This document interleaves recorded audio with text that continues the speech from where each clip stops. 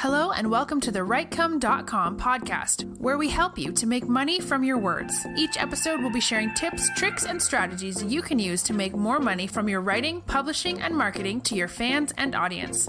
Let's get started with your host, Barry J. McDonald.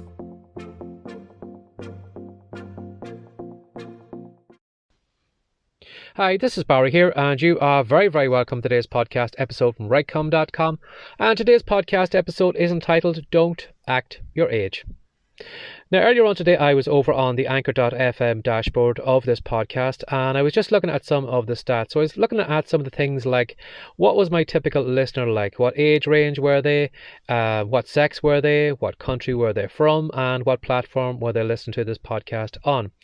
Now, I have found that the audience has changed in this past couple of months on this podcast, in that in the early days, there seemed to be far more ladies listening to this podcast, but the men seem to have caught up.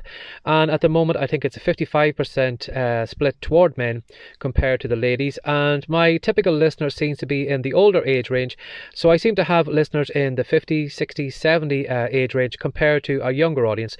Now, I do get some young listeners between the 18 to 24 age range, but it does seem that I seem to I seem to attract an older audience to this podcast. Now, when I did see that, I was really happy with that, in that, hopefully maybe if you are a regular listener to this podcast, I hope maybe I am inspiring something in you, in that maybe you are looking at that dream that you used to have of being maybe a fiction writer, or having an e-commerce site, or doing something creative, and hopefully maybe you are re-looking at that dream, or maybe blowing the dust off it and thinking to yourself, you know something, why not? Why can't I be a fiction writer right now? Why can't I be a podcaster in my 70s? Why can't I have a YouTube channel even in my 80s? There's no reason why I can't achieve any of those things at that age. Because unfortunately, now I don't know whether this is an Irish thing or maybe it's in other parts of the world, but it seems to be that we almost follow this plan that society has in our area, or maybe we follow the plan that our parents had, in that, we feel that we need to do certain things at a certain age. We feel that we need to kiss a girl, or we need to meet a girl at a certain age, or we need to get married at a certain age, or we need to have kids at a certain age, or we need to be settled down by a certain age, or we need to have bought our first house at a certain age. And we have all these kind of life kind of markings that we need to kind of have done by certain times, because if we don't do them, we look a little bit weird. I do remember sometimes going to Irish weddings. Again, this could be an Irish thing, in that if you weren't going out with somebody in your 30s and 40s, if you were still single and you were the only one at the wedding who was single, everybody would kind of look at you in a certain way, or they were trying to, match you up with one of the bridesmaids or something like that, because they were trying to fix you up, because they wanted you to be married to as well, because you were a little bit weird because you weren't married at that age. And, if you weren't, matching up to whatever timeline they had in their head, it didn't seem right that you were still single at that. Now, again, as I said, I don't know whether that is an Irish thing. It could be maybe the same in your area as well, too. So, as I said, this podcast episode is, why I titled it the way I did was because I don't want you to act your age. Sometimes, again, too, at family things like that, sometimes you would get, the wife nudging the husband, or the husband nudging the wife, saying, act your age, you're embarrassing me, thinking again too that you would need to act a certain way because you're a certain age.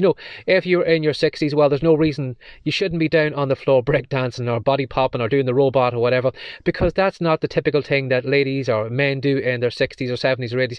You need to act your age. So that's why I'm kind of bringing that topic up. If you have been maybe acting your age, maybe just to kind of, tear up that script that maybe you have been following, because you can do anything you want at any stage in your life. There's no reason why you can't be a great fiction writer starting right now in your 60s. There's no reason why you can't be a great podcaster, or there's no reason why you can't be a life coach or whatever in your 80s. Just tear up that script you have been following, because, as I said, I think the internet has made us younger. I think it's given us more opportunity to do things and to re-look at life in a different way, in that, compared to maybe what age you are right now. If you compared what you are thinking and what you are doing compared to maybe what your parents will have done at that age, I'm sure you are seeing that you are probably light years away from where they are. When I look back at my own father's life at this age, now at the moment I am heading up to my 49th birthday, but when I look and compare my life to my father's life when he was 49, I think at that time in his life, I think, he was a truck driver at the time, and I'm not demeaning him in any way, but I think at that age, unfortunately, I think he just thought, well, my life has peaked at this stage. I'm married, I've got kids, I'm happy, I've got a house of my own and all that. But he never really seemed to go higher above that level. He didn't seem to have any much of achievement in that, he felt, well, once he had reached that stage, everything was done by that, and it was almost a kind of freewheel to the finish line, in that everything, he wasn't going to achieve anything in his 50s or 60s. Everything was kind of, closed off for him. If you were going to do anything like that, you need to have done it in your 20s, 30s or 40s. And because he was that age, well then all those opportunities were gone. But as I said, I think the internet is making us younger. It's making us rethink our lives. And maybe if you haven't been rethinking your life, well, please rethink your life, because there are so many opportunities out for you right now. So if you have been holding off on that dream of being a fiction writer because you are in your 60s or 70s or 80s, I want you to blow the dust off that. I want you to start thinking, yeah, there's no reason why I can't be doing that. There's no reason why you can't be a podcaster in your 80s. There's no reason why you can't be recording YouTube videos. There's no reason why you can't be doing anything.